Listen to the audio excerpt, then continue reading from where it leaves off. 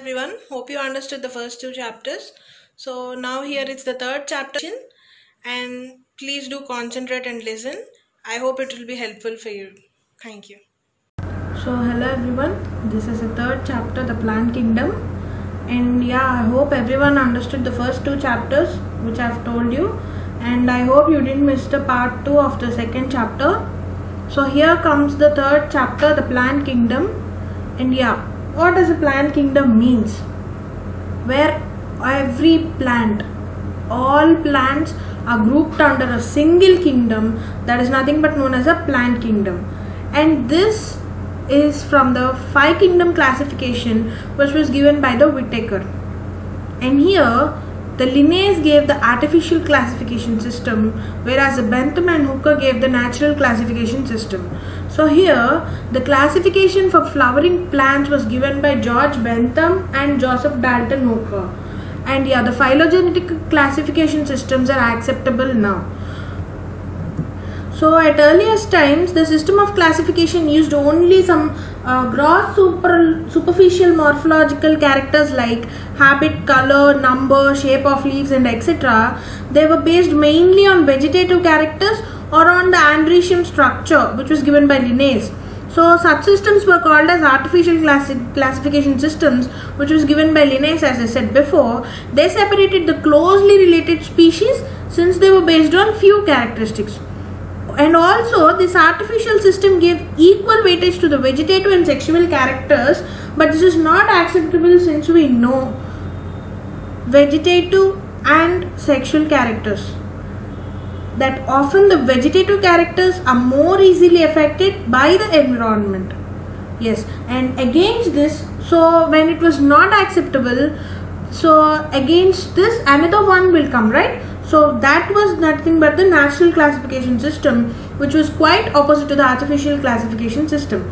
So this natural classification system was developed by Bentham and Hooker. So this natural classification system was developed based on natural affinities among the organisms and considered not only the external factors but also the internal factors like ulnar structure, anatomy, embryology and the phytochemistry. Such a classification for flowering plants was given by this George Bentham and Joseph Dalton Hooker, as I mentioned above. So at present phylogenetic classification system based on evolutionary relationships between the various organisms are acceptable, as I said now. So this assumes that organisms belonging to the same taxa have a common ancestor. So having a common ancestor is nothing but how we human beings have. So we now use the information from many other sources to help resolve difficulties in the classification. So these become more important when there is no supporting fossil evidence. What does a fossil evidence means? So to find out a human skeleton or a dinosaur skeleton, we will have bones under the soil, and that is nothing but the fossil evidence. So as plants doesn't have a fossil evidence, so this helps in identifying that. So here comes the numerical taxonomy. It is now easily carried out by using computers, is based on all observable characters. So the number and codes are assigned to all characters and the data are then processed in the computer. So in this way each character is given equal importance, and at the same time hundreds of characters can be considered as the data and the computer doesn't have any limit, right? Yes. So here comes the cytotaxonomy. This cytotaxonomy is based on the cytological information like chromosome number, structure and behavior. So you know about the chromosome number and the structure and behavior of the human, right? So in such a way the plants do have the same things. So here comes the chemotaxonomy. Chemo, the name itself indicates the chemical and chemical constituents too. Yes, the chemotaxonomy uses the chemical constituents of plants to resolve confusions and are also used by taxonomists these days to find out it easily. So then the very first one of the plant kingdom is algae. The study of this algae is known as a phycology, and this algae term was coined by Linnaeus, and the father of phycology was F.E. Frisch, and the father of Indian phycology, can you know who is that? Yes, the M.O.P. Iyengar. He identified a green algae. Green algae is nothing but a chlorophyce. He identified a chlorophyce named Fritilla. And yes, these algae are the chlorophyll bearing simple thalloid, autotrophic and largely aquatic. Aquatic in the sense they live in both the fresh water and as well as the marine water. So they occur in a moist stones, soils and woods, and this is a variety of other habitats, and some of them also occur in association with fungi, and the example for that is lichen, whereas some occurs in the association with animals, and the example for that is sloth bear. So for fungi it's lichen and for animals it's sloth bear. So here when it comes to this algae, the form and size of algae are highly variable, and where the sizes ranges from microscopic unicellular organisms like Chlamydomonas to colonial forms like Volvax and filamentous forms like Ulothrix and the Spirogyra and Edogonium. So here comes a few of marine forms such as kelps form massive plant bodies. And yeah, algae reproduce vegetatively, asexually and sexual methods also. So I want to show you the Chlamydomonas diagram. So just look, how does a Chlamydomonas look? I'll just draw it here.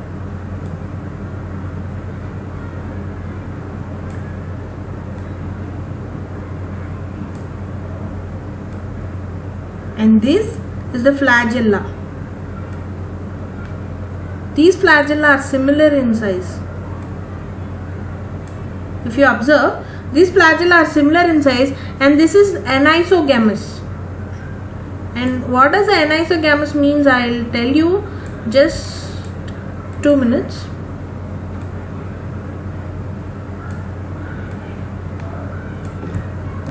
So here, as I said, the algae reproduce by vegetative, asexual and sexual methods. The vegetative reproduction is by fragmentation, and each fragment develops into a thallus. And whereas the asexual reproduction is by production of different types of spores, the common one are zoospores. And they are flagellated and on germination give rise to a new plant. So here the sexual reproduction takes place through fusion of two gametes. These gametes can be flagellated and similar in size. These gametes are flagellated and similar in size, and the example for this is Chlamydomonas and the one which I showed you before. Or it might be non-flagellated but similar in size, and the example for this is Spirogyra, which is not mentioned anywhere. So such reproduction is known as isogamous. So before I said anisogamous, right? So what does an anisogamous means? So anisogamous is an example for Chlamydomonas. So here I said it can be flagellated and similar in size. So you can just tell it easily. What does anisogamous means?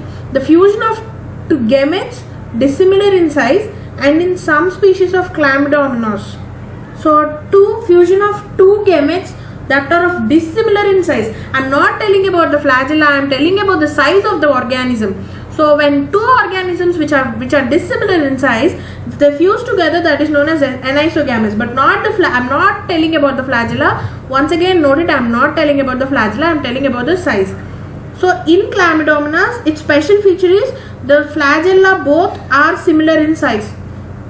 So the fusion between the one large non-motile female gamete and a smaller motile male gamete is termed as oogamous. And the example for this is this Volvox. As you can see here, fusion between one large non-motile female gamete and a smaller motile male gamete is known as oogamous. And here this circle is a daughter colony and this large one is a parent colony. So at least a half of the total carbon dioxide fixation on Earth is carried out by algae through photosynthesis. Yeah, the algae grows through the photosynthesis, as everyone knows. So being photosynthetic, they increase the level of dissolved oxygen in the environment. So yeah, if they're photosynthetic, they can do that now, because plants take off carbon dioxide and release oxygen, right?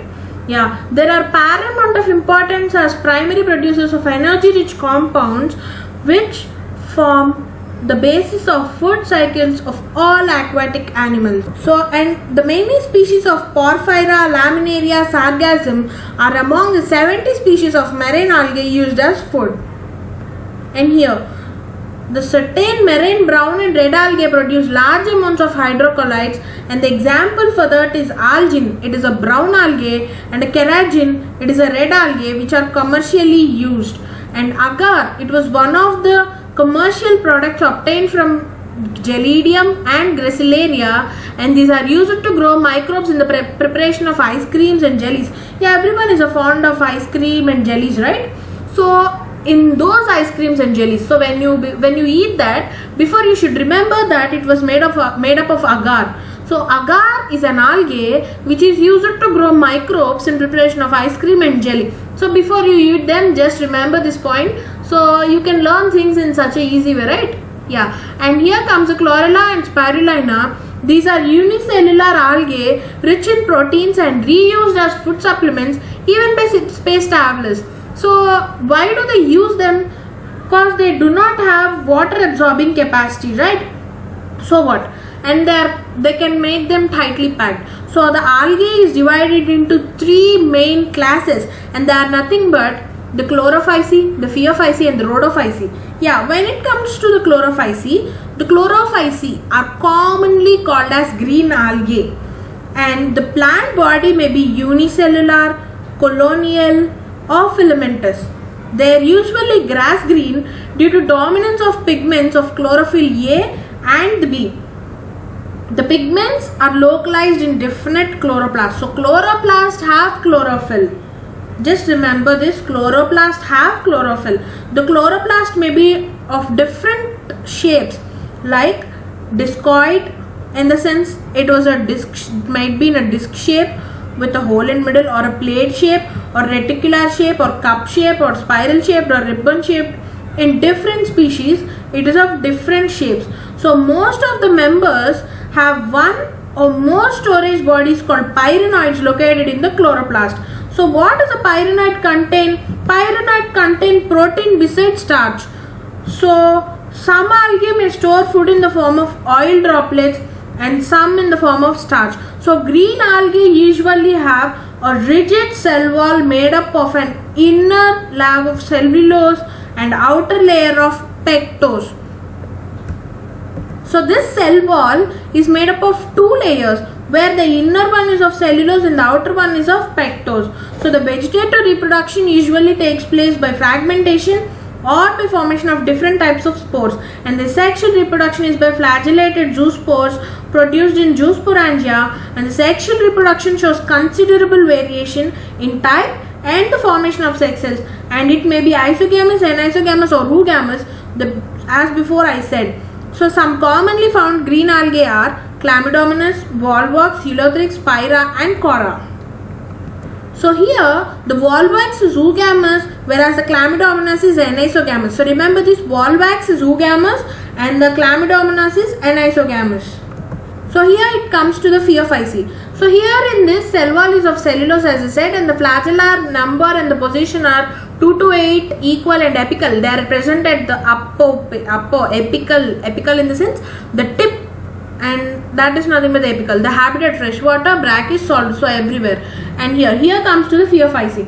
The members of phaeophyceae are called as brown algae, and they are mainly found in the marine water. They show great variation in size and the form. They range from simple branched filamentous form, that is nothing but the ectocarpus, to profusely branched forms as represented by kelp. Kelp is a largely branched one which may reach a height of 100 meters. So they possess the chlorophyll A, C, fucoxanthin, carotenoids, and xanthophylls, and they vary in color from olive green to various shades of brown depending upon the amount of xanthophyll pigment fucoxanthin present in them. So based on these pigments, the color of them varies. So what are the pigments? Xanthophyll pigment and the fucoxanthin. So the food is stored as a complex carbohydrates which may be in the form of laminaria or mannitol. The vegetative cells have cellulosic wall usually covered on the outside by gelatinous coating of the algin.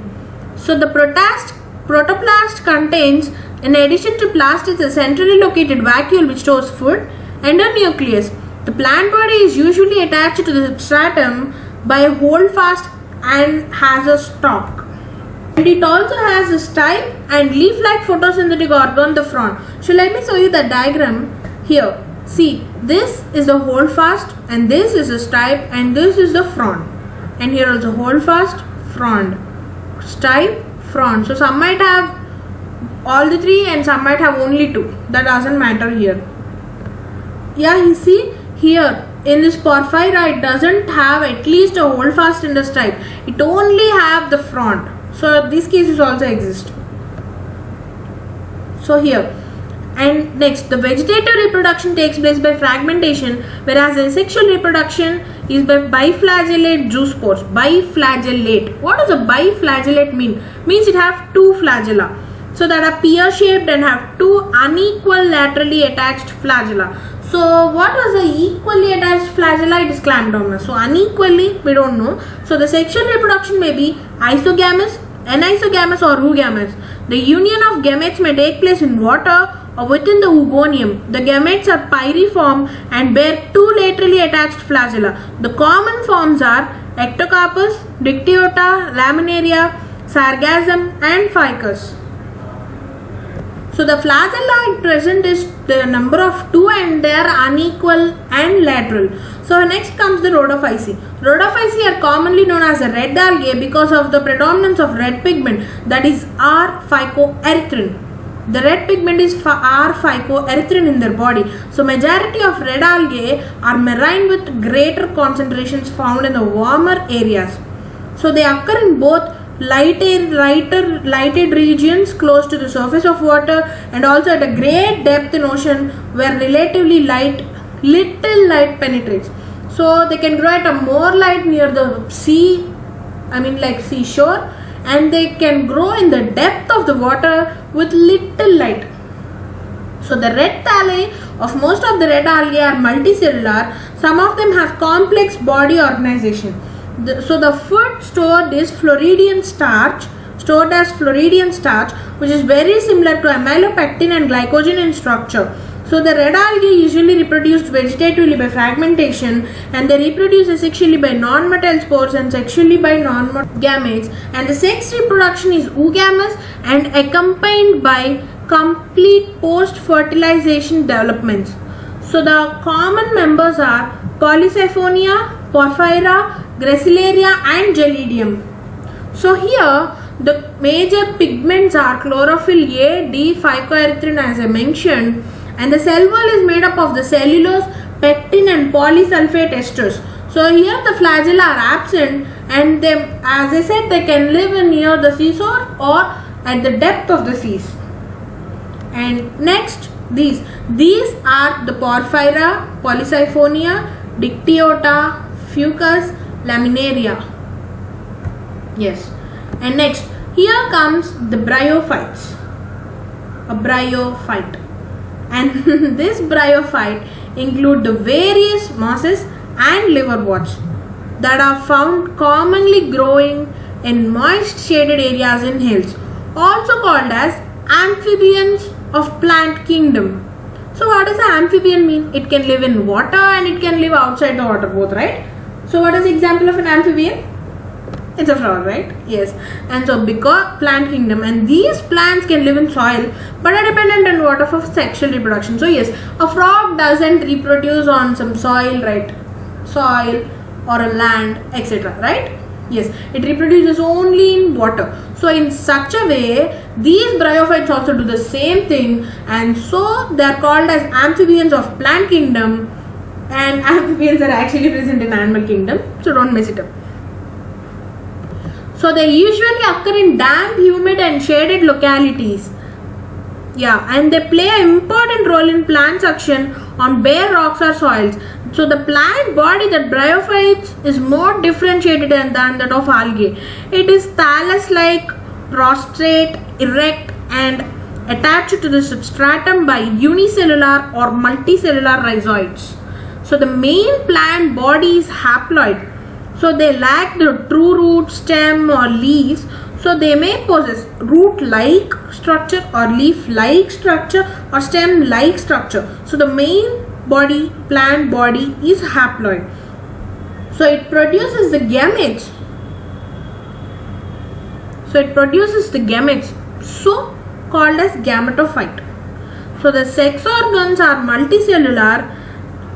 The male sex organ is antheridium and it produces biflagellate antherozoids, and the female sex organ is archegonium, which is of flask shaped and produces a single egg. So when the antherozoids are released into water, where they come in contact with the archegonium, where it comes to the archegonium flask shaped structure, an antherozoid fuses with the egg to produce the zygote. So this zygote do not undergo reduction division immediately. They produce a multicellular body called sporophyte.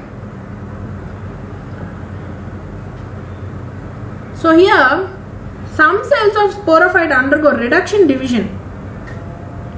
The sporophyte is not free living but attached to the photosynthetic gametophyte and derives nourishment from it. So some cells of sporophyte undergo reduction division to produce haploid spores, and these spores germinate to produce gametophyte.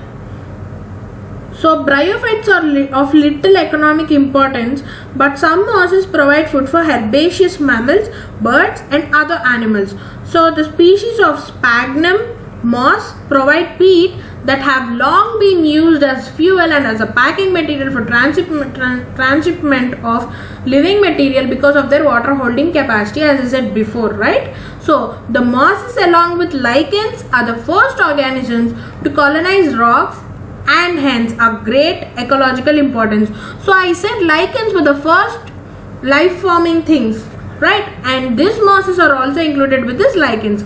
So they decompose rocks, making substrate suitable for growth of higher plants. And these mosses forms dense mat on soil. They reduce the impact of falling rain and prevent soil erosion. So these are divided into liverworts and mosses. So here comes the first one, the liverworts. These liverworts usually grow in moist, shady habitats such as bank of stream, marshy ground, damp soil, bark of tree and deep in the woods, etc. So the plant body of a liverwort is thallus in nature. So the example for this Macantia. So the thallus is dorsiventral and closely appressed to the substrate. The leafy members have tiny leaf-like appendages in 2 rows on stem-like structure. So let me show you this. Yes, see here. This is the funaria. So this is the gametophyte stage and this is the sporophyte stage. As I didn't say you will not know. So let me just tell you about this. So see here, they have leaf-like appendages in 2 rows. And this is the stem-like appearance. In here also stem-like appearance. So this is just for example. Yeah. And again when we come back. So here the sexual reproduction by fragmentation of thalli or by formation of special structures called gemmae. So what does a gemmae cup mean? This is a gemmae cup. As you can see, right? Yeah. So these gemmae are green. Okay, let me show you. See here, these gemmae, these little green ones here, you can see here, right? They are mentioned above also. Yeah, these gemmae are green, multicellular, and these are the asexual buds which develop in small receptacles called gemmae cups. They are located on the thalli. The gemmae become detached from the parent body and germinate to form new individuals. So here they'll fall from this parent body into the soil and they themselves develop into again a parent body. So a parent, from a parent body, the daughter progeny is attached to the parent leaf, and when it cuts off and falls on the ground, it develops its own root and it develops into another parent body.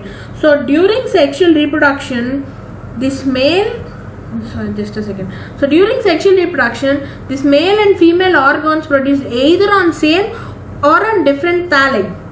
So So the sporophore differentiated into foot, seta and capsule, and after meiosis these spores are produced within the capsule and these spores germinate to form free living gametophytes. So this is the foot, this is the seta and this is the capsule. So here this is a sphagnum. What I said before, it is used as a packing material for transport. Yes, na? Yeah, this is sphagnum which is used as a material for transport. So this is Mercantia. It is a liverwort and this is the thalloid structure. This. And this is the female thallus which is archegoniophore, a female one, and this is a male one which is antheridiophore. Yeah. Now we come to the mosses. The mosses, it is a predominant stage of life cycle of moss is gametophyte and it has two stages. The first stage of it is Protonema stage which develops directly from a spore and it is creeping, means it can grow on wall. So it is green, branched and frequently filamentous stage, and the second one is a leafy stage and it develops from the secondary Protonema as a lateral bud. They consist of upright, slender axis bearing spirally arranged leaves. They are attached to the soil through multicellular and branched rhizoids. So here, these are the rhizoids. And these are multicellular and they are branched. As you can see here. Yes? Yeah. And this stage bears the sex organs. So here the vegetative reproduction in mosses is by fragmentation and budding in the secondary Protonema, whereas in sexual reproduction the sex organs Antheridia and Archegonia are produced at the apex of the leafy shoots.